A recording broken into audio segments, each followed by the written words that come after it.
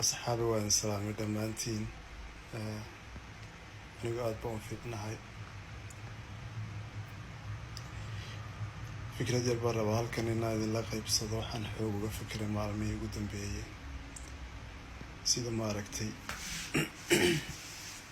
إلهي نحريستي سوق بدون تسيد إلهي نوغو نحريس بدن يهي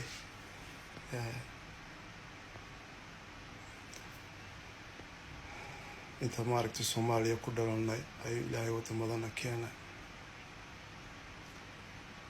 isaga ilaahay naxariis badan oo maaragtay hoos keenay dadka aanan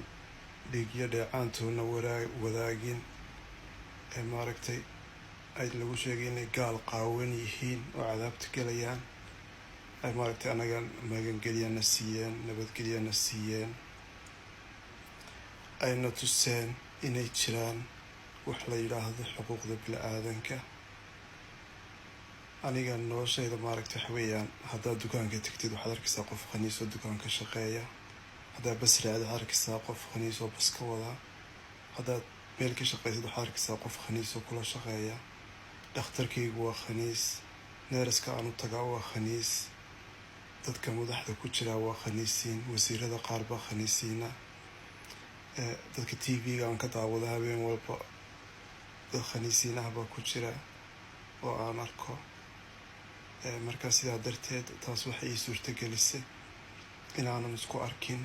inaan qof keligii feeling gaara haysta ahayn amba xanuunsanaya amba wax ka khaldan yihiin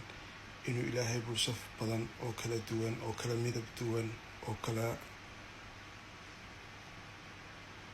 sex duwan u abuuray taasna markaa waxay dareensiinaysaa inay maaragtay jiraan nature-ka inay qayb ka mid a tahay waxaan ahay ta kale labaad waxaa dareemay waxaan arkay maalin dhaweyto inaan wiil tiktok ku jira oo leh maaragtay waxaa naagta iga dhigay amba gabadha iga dhigay waxay timaada gabadh shaydaamada habeenkii gabadha shaydaamada u timaadaa waxay tahay waa waxay bulshada u sheegayso qofka maaragtay inuu khalad yahay inuu wax xun yahay inuu wax xun sameynayo wataas weeyaan marka